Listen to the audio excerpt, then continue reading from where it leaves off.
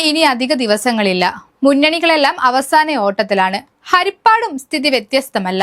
സസ്പെൻസുകൾ പതിയിരിക്കുന്ന ഹരിപ്പാട് പിടിക്കാനുള്ള ഓട്ടത്തിലാണ് സ്ഥാനാർത്ഥികൾ. ഹരിപ്പാടിന്റെ പരിചിത മുഖവും സിറ്റിംഗ് MLA-യുമായ രമേശ് ചെന്നിത്തല UDF സ്ഥാനാർത്ഥിയായി എത്തുന്നതുകൊണ്ട് തന്നെ കേരളം ഉറ്റുനോക്കുന്ന മണ്ഡലമാണ് ഹരിപ്പാട്. LDF-നായി TT ജിസ്മോനും NDA-ക്കായി സന്ദീപ് വചസ്പതിയും കൂടി ചേരുമ്പോൾ ഹരിപ്പാട്ട് മത്സരത്തിന് തീ പാറും. ഭരണമാറ്റമുണ്ടായാൽ ഇത്തവണ കേരളത്തിന്റെ മുഖ്യമന്ത്രിയാകുമെന്ന ഉറപ്പോടെയാണ് ഹരിപ്പാട്ടുകാർ രമേശ് ചെന്നിത്തലയുടെ സ്ഥാനാർത്ഥിത്വത്തെ ഇരുകൈയും നീട്ടി സ്വീകരിക്കുന്നത്. എത്ര അടിയൊഴുക്കുണ്ടായാലും അതിനെയെല്ലാം തടഞ്ഞ് അദ്ദേഹത്തിന്റെ വിജയം ഉറപ്പാണെന്നാണ് അവരുടെ വാക്കുകളിൽ നിന്നും വ്യക്തമാകുന്നത്. ഞായറാഴ്ച രാവിലെ 8:30-ഓടെ മുതുകുളം കറുത്തേറ് ജംഗ്ഷനിൽ നിന്നാണ് രമേശ് ചെന്നിത്തലയുടെ സ്ഥാനാർത്ഥി സ്വീകരണ പര്യടനം ആരംഭിച്ചത്. 10 മണിയോടെ വന്തികപ്പള്ളി ജംഗ്ഷനിലെ സ്വീകരണ കേന്ദ്രത്തിൽ പ്രവർത്തകരും ജനങ്ങളും അക്ഷമരായി കാത്തുനിന്നു. ജയിച്ചു വന്നാൽ നാടിന് കൂടുതൽ മാറ്റങ്ങൾ ഉണ്ടാക്കുമെന്ന് വ്യക്തമാക്കിയ അദ്ദേഹം BJP-യെ ശക്തമായി വിമർശിക്കുകയും ചെയ്തു.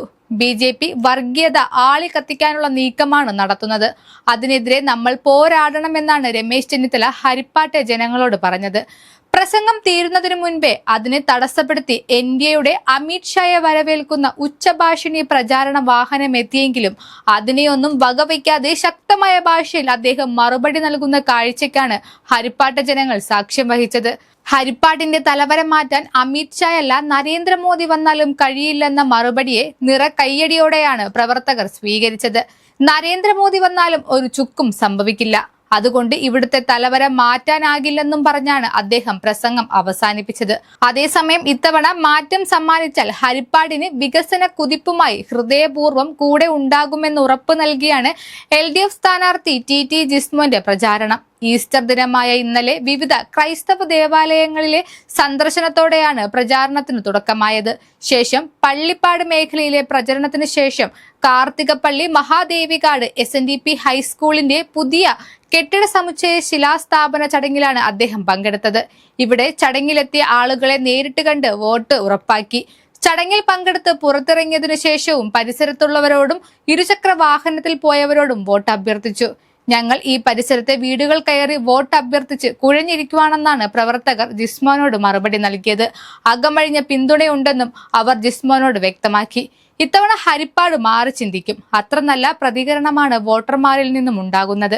വികസനം ഉയർത്തിയാണ് തെരഞ്ഞെടുപ്പിനെ നേരിടുന്നത്. ജനങ്ങൾക്ക് ഗുണമാകുന്ന കാര്യങ്ങളാണ് വിശദമാക്കുന്നതെന്നും അദ്ദേഹം വോട്ടർമാരോടായി പറഞ്ഞു. ഞായറാഴ്ച ദേവാലയങ്ങൾ സന്ദർശിച്ചതിന് ശേഷമായിരുന്നു NDA സ്ഥാനാർത്ഥി സന്ദീപ് പ്രചരണത്തിനിറങ്ങിയത്. രാവിലെ 11:30-ഓടെ ദേവികുളങ്ങര ദുർഗാദേവി ക്ഷേത്രത്തിന് സമീപത്തെ വീടുകൾ കയറിയിറങ്ങിയായിരുന്നു അദ്ദേഹത്തിന്റെ പ്രചാരണം. വഴിയെ ഇരുചക്ര വാഹനങ്ങളിൽ പോയവരോടും അദ്ദേഹം വോട്ട് തേടി. ഈ നാട്ടിൽ നമുക്കൊരു മാറ്റം ഉണ്ടാക്കണം, അതിനായിട്ടാണ് വോട്ട് ചെയ്യേണ്ടതെന്ന് അദ്ദേഹം വോട്ടർമാരോട് പറഞ്ഞു. എന്തായാലും മണ്ഡലത്തിൽ ഇത്തവണ കടുത്ത മത്സരമാണ് നടക്കാൻ പോകുന്നത് എന്ന കാര്യത്തിൽ സംശയമില്ല.